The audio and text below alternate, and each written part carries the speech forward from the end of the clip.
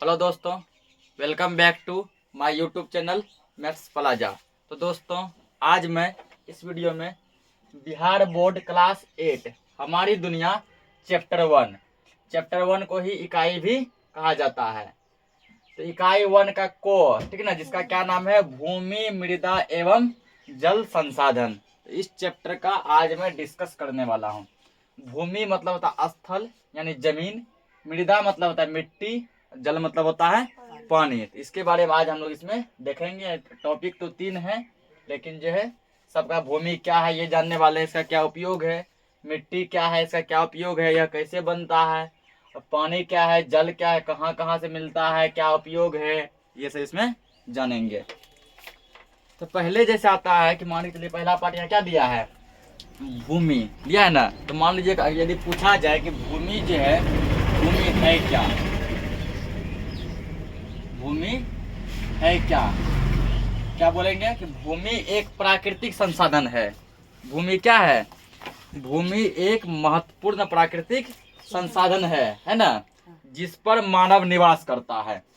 यानी भूमि एक ऐसा महत्वपूर्ण प्राकृतिक संसाधन है जिस पर हम मानव क्या करते हैं, निवास करते हैं। इसके बाद दिया गया है, निवास करते हैं, अपनी आवश्यकताओं की अधिकतर वस्तुएं भी इसी से प्राप्त करते हैं। यानी हम लोगों को जिस भी चीजों की आवश्यकता होती है वो किससे प्राप्त करते हैं, तो भूमि से प्राप्त करते हैं। फॉर एग्जाम्पल जैसे मान के चलो कि हमको घर बनाना है, कहाँ बनाते हैं, भूमि पे बनाते हैं। हमको मान के चलो कि कोई जो है पेड़ पौधे उगाने हैं, कहाँ उगाते हैं, भूमि पे उगाते हैं। मिट्टी के हेल्प से उगाते हैं, अलग बात है, लेकिन उगाते किस पे हैं, भूमि पे। कोई नदी तालाब पोखर खोदना है, कहाँ खोदते हैं, भूमि पे। तो हम लोगों को जो भी लगभग जितना भी आवश्यकता होती है वो कहाँ से पूर्ति होती है, भूमि से ही। पृथ्वी के कुल क्षेत्रफल का 29% भाग भूमि है। तो पूछता भी है कि कितना परसेंट भाग जो है भूमि है। तो भूमि कितना परसेंट है, 29%। 29% भाग क्या है, भूमि। तो 100% में से 29% घटा दो, कितना परसेंट बचता है, 29 यदि 100 में से निकल जाएगा तो बचता है 71%। इधर बचता है ना, 71% भाग जो है, ये जो बच जो जाता है ये क्या कहलाता है, जल। 71% भाग क्या कहलाता है, जल यानी कि पानी। तो टोटल जोड़िएगा तो कितना पड़ जाएगा, 100। यानी 100% में 29% भाग जमीन है और बाकी जो 71% भाग क्या है, पानी ही है। इसी 29% भाग में पूरा दुनिया समाया हुआ है, पूरा विश्व है। यानी कि जितने भी देश महादेश हैं, ठीक ना, सभी कितने परसेंट में हैं, केवल 29% में। चाहे वो भारत हो, अमेरिका हो, कोई भी देश हो, रूस हो, चाइना हो। और इसी 29% भाग में देश तो है, इसके अलावा भूमि भी अलग अलग टाइप के होता है, ठीक है ना। इसी 29% में कहीं पे पहाड़ भी है, यानी जिसको पहाड़ी इलाका कहते हैं, कहीं पठार है, उसको पठारी इलाका कहते हैं, कहीं मैदान है। जैसे हम लोगों का बिहार का जो भूमि है ये कैसा है, मैदानी है, ठीक ना। हम लोगों का भूमि कैसा है, मैदानी। हम लोग मैदानी इलाका में रहते हैं। तो कहीं मरुस्थल है, मरुस्थल का मतलब होता है रेगिस्तान। मरुस्थल मतलब रेगिस्तान। जैसे राजस्थान, राजस्थान कैसा इलाका है, तो मरुस्थलीय इलाका है। तो भूमि के ये विविध रूप मानव बसाव को एक समान रूप से आकर्षित नहीं कर पाते हैं। कुछ आदमी मान के चलो कि जो आदमी पठार यहाँ रहता है मैदान में, वो बहुत खुश रहता है। इसलिए खुश रहता है क्योंकि मैदान में सब कुछ की पूर्ति हो जाती है, अच्छी खासी खेती हो जाती है, सभी फसल उसको वहीं से मिलते हैं ना। जो मान के चलो पठार में, पहाड़ी इलाका में रहता है, खेती कम होती है। उसके बाद जो लोग को पानी का भी बड़ा प्रॉब्लम होता है। कुआं समय पानी आया ठीक है, या फिर सरकार जो नल जो लगाता है उसमें पानी आया ठीक है, और नहीं आया तो वर्षा का पानी जमा करता है। अब दिया भूमि का उपयोग, यानी भूमि का उपयोग हम लोग जो है क्या क्या चीज में कर सकते हैं। पहला दिया है सड़क रेल मार्ग बनाने में। तो हम लोग सड़क जो बनाते हैं, ठीक ना, सड़क जो बनाते हैं किस पे बनाते हैं, भूमि पे। भूमि का उपयोग, यदि उपयोग पूछा जाए तो कहाँ कहाँ हो सकता है, पहला हो सकता है सड़क बनाने में, ठीक ना, या फिर रेल मार्ग। रेल मार्ग का मतलब होता है रेल का पटरी, रेल का पटरी। तो पटरी किस पे बनता है, भूमि पे बनता है, इसको बनाने में भी। दूसरा दिया पेड़ पौधे उगाने में, पेड़ पौधे उगाने में। तो पेड़ पौधे भी किस पे उगाते हैं? भूमि पे ही उगाते हैं ना, उगाने में। पूछता और भूमि का क्या उपयोग हो सकता है? और दिया हवाई अड्डा बनवाने में। हवाई अड्डा ये कहाँ बनाते हैं? भूमि पे ही बनाते हैं। हवाई अड्डा मतलब क्या होता है? Airport, airport. उसके बाद ये बंदरगाह बनाने में, बंदरगाह बनाने में। बंदरगाह मतलब ये नहीं समझना है कि जहाँ बंदर होते हैं। जैसे मान के चलो कि जहाँ बस बहुत सारा आके रुकता है उसको क्या कहते हैं? Bus station. जहाँ बहुत सारा मान के चलो कि ट्रेन आके रुकता है, रेलवे स्टेशन। बहुत सारा हवाई जहाज आके रुका है, हवाई अड्डा, या फिर जो इंग्लिश में क्या बोलते हैं? एयरपोर्ट। जहाँ बहुत सारा पानी का जहाज आके रुकता है उसको बोलते हैं बंदरगाह। ठीक ना? यानी कि पानी के जहाज का जो स्टेशन होता है वही क्या कहलाता है? बंदरगाह। उसके बाद मकान किस पे बनाते हैं? भूमि पे बनाते हैं। खेती करने में, खेती किस पे करते हैं? भूमि पे करते हैं। इसके अलावा जो है तालाब, नहर, कुआं, ये सब किस पे बनाते हैं? तालाब, नदी, नहर, कुआं, ये सब कहाँ बनता है? तो भूमि पे बनता है। इतने सारे भूमि क्या होते हैं? उपयोग। अगला टॉपिक आता है भूमि उपयोग में अंतर। कि भूमि तो सभी जगह है लेकिन अलग अलग जगह पर इसका उपयोग भी क्या है? अलग अलग है ना? सभी जगह समान उपयोग नहीं है।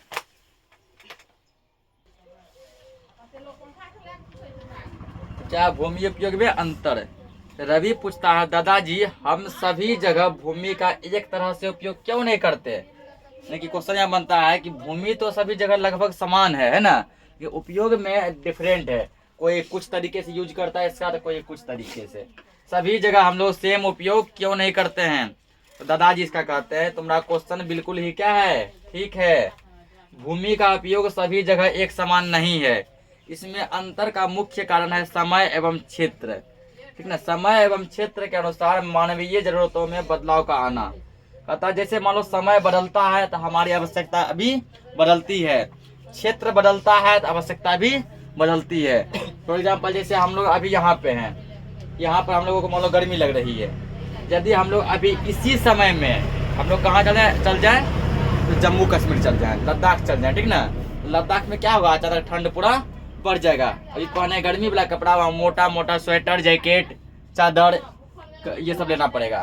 क्षेत्र बदला ना? क्षेत्र बदला तो देखो उसका उपयोग ही बदल गया।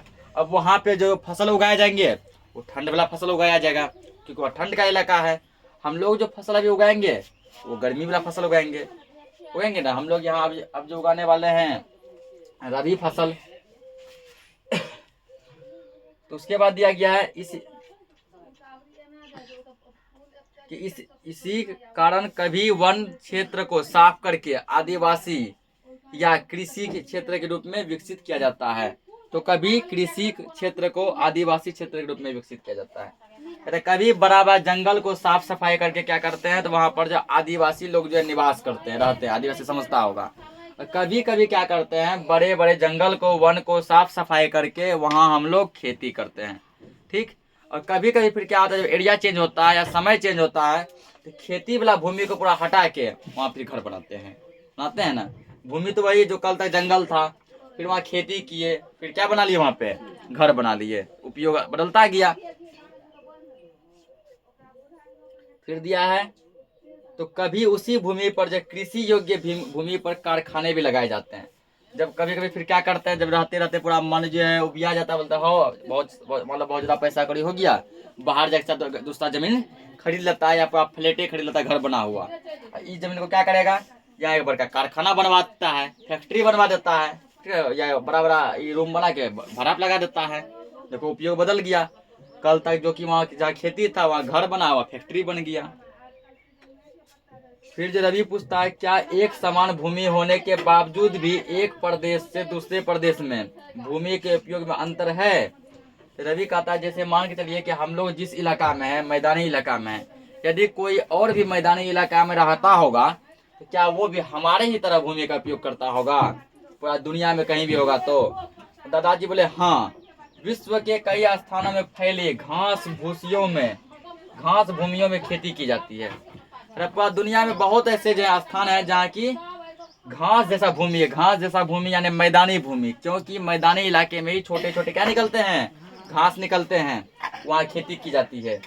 जैसे प्रेयरी प्रदेश में गेहूं की खेती की जाती है। तो भूमध्य सागरीय प्रदेश की भूमि पर रसदार फलों की खेती की जाती है। जहाँ मान के चलो कि सागर है, ठीक ना, सागर के किनारे जो भूमि है वहाँ रसदार फलों की खेती की जाती है, जो कि मान के चलो फल जो बहुत ही स्वादिष्ट हो।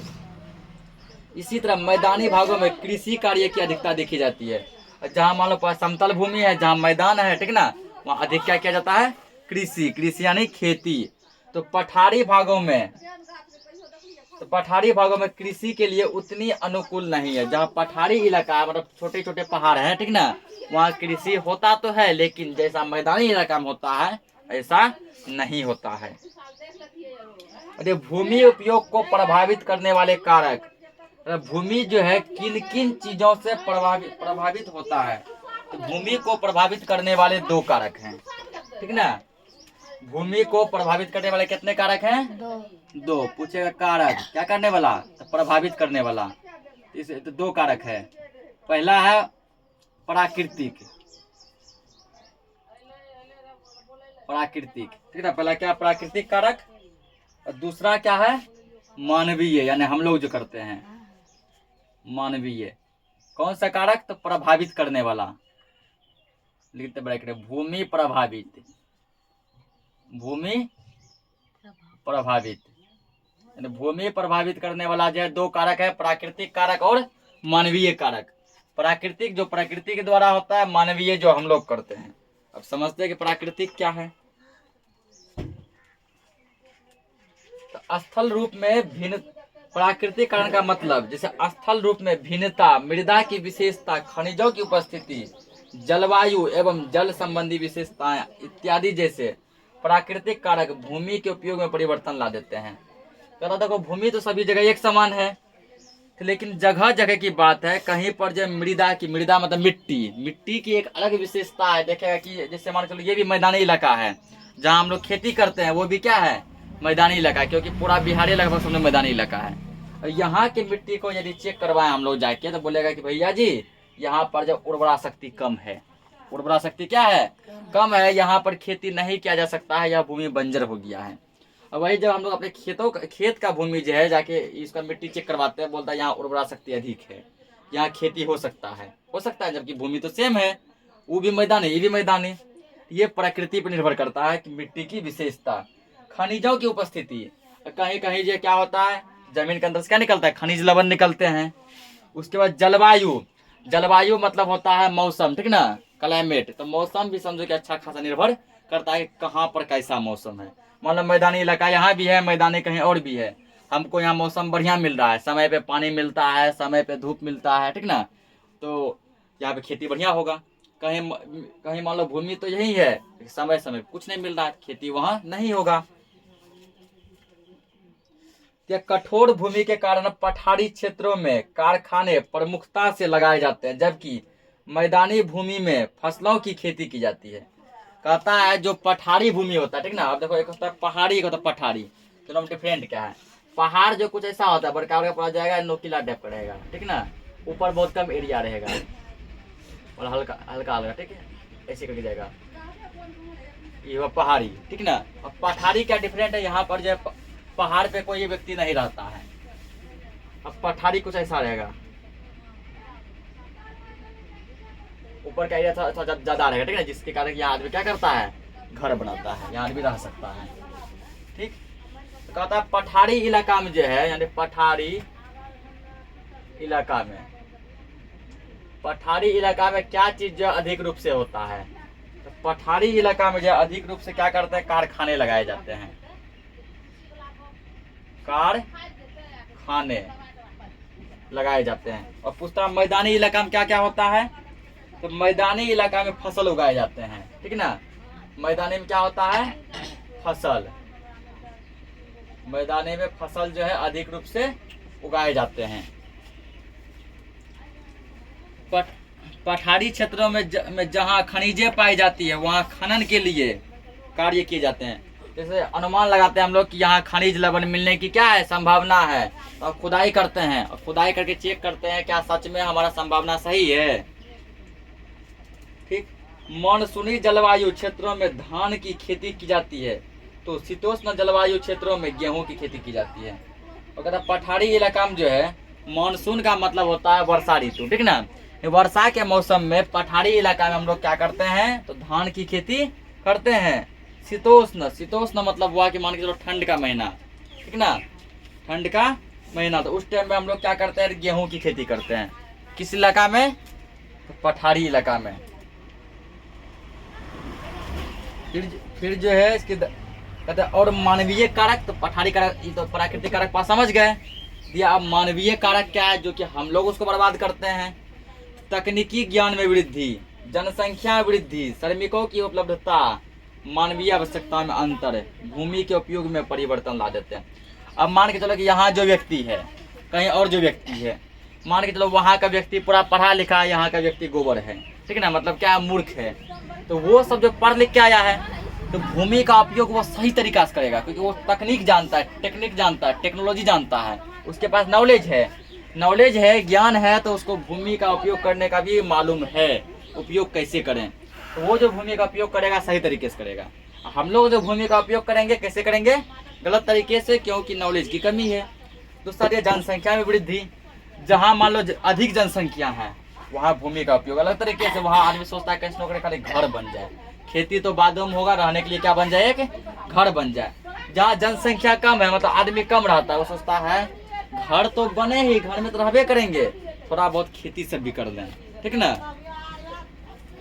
उसके बाद दिया है श्रमिकों की उपलब्धता। उससे श्रमिक भी निर्भर करता है, किस इलाके में अधिक श्रमिक है, किस इलाके में कम श्रमिक है, मतलब लेबर। जहाँ अधिक श्रमिक होगा वो अपने भूमि पे जमीन पर अधिक काम करेंगे, वो अधिक उपजाऊ बनेगा।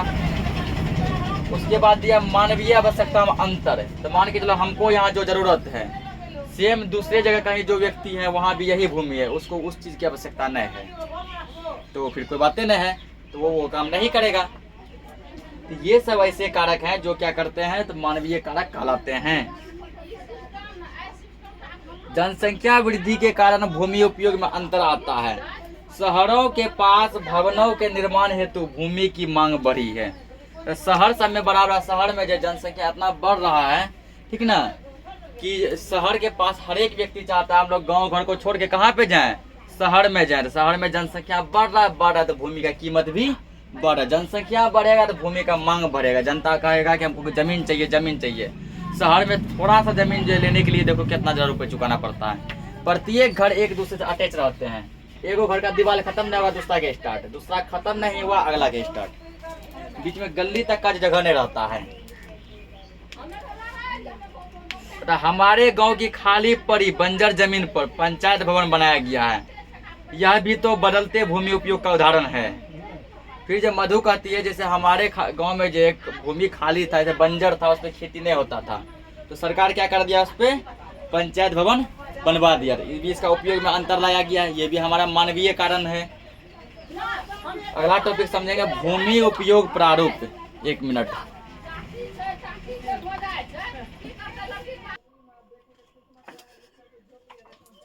अगला क्या दिया, भूमि उपयोग वर्ग, ठीक ना। कहता है कि भूमि का जो उपयोग जो है उसको किन किन वर्गों में बांटा गया है, तो बोलेंगे गुरुजी 2 वर्गों में बांटा गया है। कितना वर्गों में, कौन कौन, वन क्षेत्र की भूमि, मतलब ऐसा भूमि जहाँ पर जंगलों का विस्तार हो, जहाँ किसका विस्तार हो, जंगल का। दूसरा जो कृषि कार्य के लिए उपलब्ध भूमि, जहाँ पर कृषि जो है हो सके, खेती हो सके। अब कृषि के लिए जो भूमि है, जो भूमि खेती के लिए, उसको फिर 2 भागों में बांटा गया है। यानी खेती वाले भूमि को, कृषि वाले भूमि को कितने भागों में फिर बांटे हैं, 2 भागों में। पहला बंजर और व्यर्थ भूमि, दूसरा दिया है सड़क मकान उद्योगों में लगी भूमि। तो कुछ भूमि ऐसे हैं जिसमें पहले कभी कृषि हुआ करता था, ठीक ना। कृषि करते करते करते करते भूमि क्या हो गया, बंजर हो गया। बंजर हो गया मतलब वहाँ कृषि नहीं होगा, कुछ भी लगाएंगे वो जो है नहीं उपजेगा, उसको छोड़ दिए हम। वहाँ क्या बना, घर बना लिए, कुछ और चीज बनवा लिए, ठीक। उसके बाद अगला दिया है सड़क मकान उद्योग में लगी भूमि। और कुछ ऐसे भूमि थे जिसमें कृषि हो सकता था, कृषि हो सकता था, लेकिन जो हमें रहने की बहुत ही कमी थी, ठीक ना। हम लोग बहुत दिन रूम रेंट पे रहे, सोचे अब जो अपना घर बना लेते हैं, क्या कि कृषि वाले भूमि को ही हम लोग मकान बना लिए।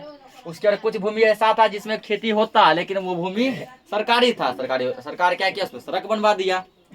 दूसरा दिया पड़ती भूमि, जैसे गांव घर में सुना होगा, क्या हो पूछता है कि क्या क्या लगाए खेत में, कहाँ कुछ लगाए, एक साल से पड़ती ये है, बोलता है ना।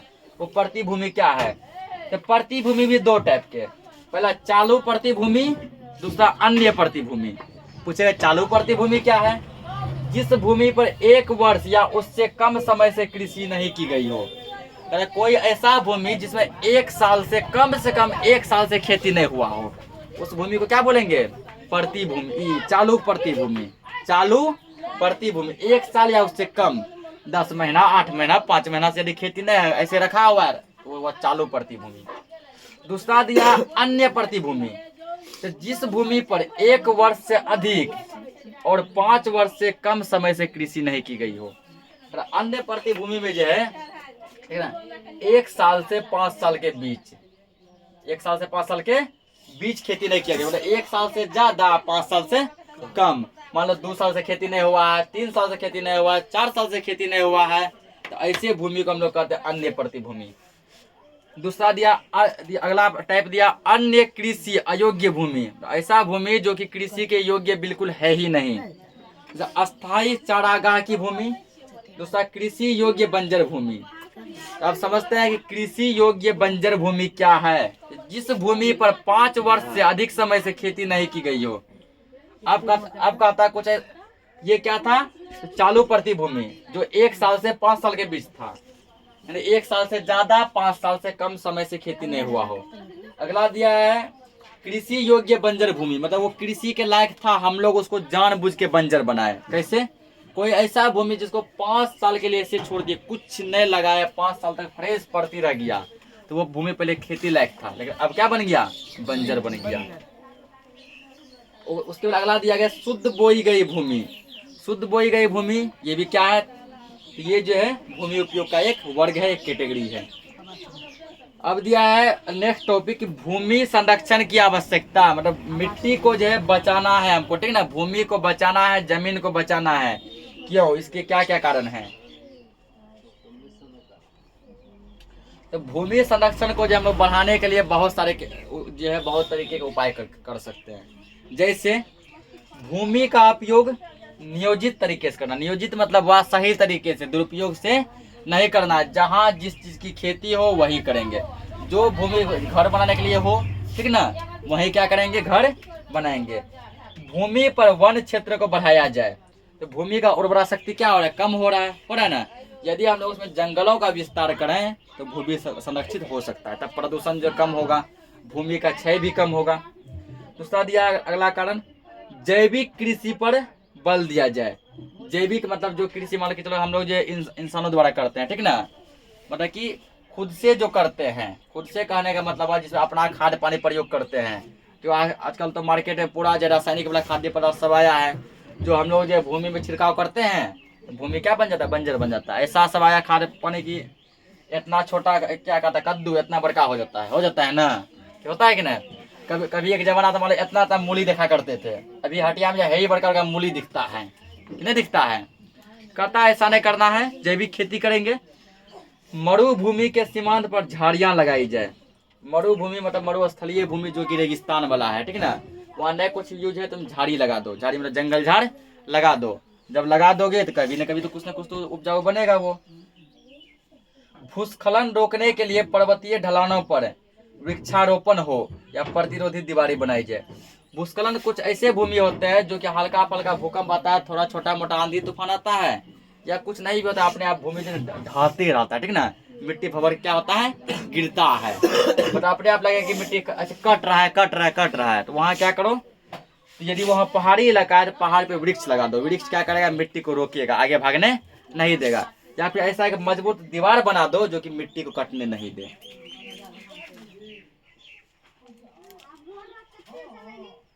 अगला दिया है तटवर्ती क्षेत्रों में वृक्षारोपण को बढ़ाया जाए। तटवर्ती मतलब हुआ कि जैसे नदी, पोखर, तालाब, ठीक ना, इन सब के किनारे जो है क्या करो, वृक्ष लगाओ। क्योंकि उस सब का भूमि भी क्या होता है, पहले मान लो नदी इतना बड़का आता है, फिर जो एक बार मान लो इसको इतना काट लेता है, इतना काट लेता है, काटते काटते देखो इतना छोटा नदी, तालाब, पोखर इतना बड़ा में बदलता है ना। तो जैसे हल्का फुल्का पानी थोड़ा आगे जाता है, मिट्टी ये काट ले आता है।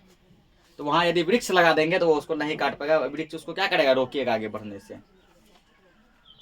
ठीक, अब अगला आ जाते हैं हम लोग मृदा पे। मृदा मतलब क्या होता है, मिट्टी। मृदा मतलब मिट्टी, या मिट्टी को ही मृदा कहते हैं। मृदा किसको कहते हैं, मिट्टी को ही हम लोग जो है मृदा भी कहते हैं। ये है क्या। अब एक और टॉपिक है ह्यूमस। ह्यूमस क्या है, ह्यूमस क्या है, तो मृदा में पेड़ पौधों, जीव और अन्य सड़े गले पदार्थों के अवशेषों को ह्यूमस कहते हैं। कहिए ह्यूमस, ह्यूमस क्या है, तो मिट्टी में जो है जो मान लो जीव जंतु जो मर गया, ठीक ना, उसको हम डायरेक्ट मतलब गाड़ दिए जमीन के अंदर, वो सड़ गल गया। ठीक, उसके बाद जब बहुत सारे पेड़ पौधे अंदर धस गए हैं भूकंप के कारण, और वो क्या हो गए, सड़ गल गए हैं, ठीक ना। सड़ गल के मान लो कि चलो चिपचिपा पदार्थ बना लिए, लट्ठा जैसा, गोंद जैसा सब मिल के, वही क्या करता है, ह्यूमस कहलाता है। क्या कहलाता है, ह्यूमस कहलाता है।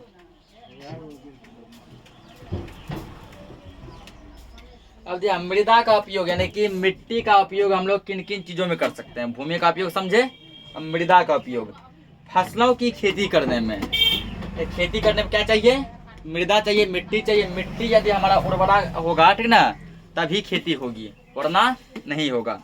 दूसरा दिया पेड़ पौधों, घास, झाड़ियों को उगाने में। पेड़ पौधे भी देखो किसी किसी इलाके में जो है हम लोग यदि दो साथ मान के चलो एक ही साथ दो तीन पौधे लगाते हैं, कुछ यहाँ लगाए कुछ वहाँ लगाए। कुछ पौधे क्या देखते हैं, हलहला पूरा जो बड़ा हो जाता है, पता है ना। अब कुछ पौधे क्या देखते हैं कि मुझके बहुत धीरे धीरे धीरे धीरे बढ़ रहा है, बढ़ रहा है, टाइम पास कर रहा है। तो इन सबको यानी कि पेड़ पौधे को भी उगाने में हम लोग क्या करते हैं, तो मिट्टी का हेल्प करते हैं। गृह निर्माण में घर जब बनाते हैं तो वहां पर भी मिट्टी का काम पड़ता है ना। मिट्टी की खुदाई करते हैं, फिर देखो जब घर बनाते हैं तो घर में मिट्टी को भरते हैं। मान लो कि जमीन से घर इतना ऊंचा बना है, इतना ऊंचा आप कैसे पूर्ति करेंगे, मिट्टी भर के करते हैं। मूर्तियां बनाने में, तो मूर्ति सब भी बनता है, किसका बनता है, मिट्टी का ही बनता है। ईंट बनाने में, ईंट, खिलौना, गमला, खपड़ा, ये सब किससे बनता है, मिट्टी से। यहाँ तक कि ईंट जो है देखो, उसको जो एक ईटा भट्ठा में जो क्या करता है, पकाया जाता है। किसको पकाया जाता है, मिट्टी को ही, कि मिट्टी को फरमा में डाल के ईंट जैसा बनाते हैं, ईटा भट्ठा में पकाते हैं, मिट्टी का बनता है। खिलौना देखो मिट्टी का बनता है, गमला बनता है मिट्टी का। इन सब चीजों में हम लोग क्या करते हैं, तो मृदा यानी कि मिट्टी का यूज करते हैं।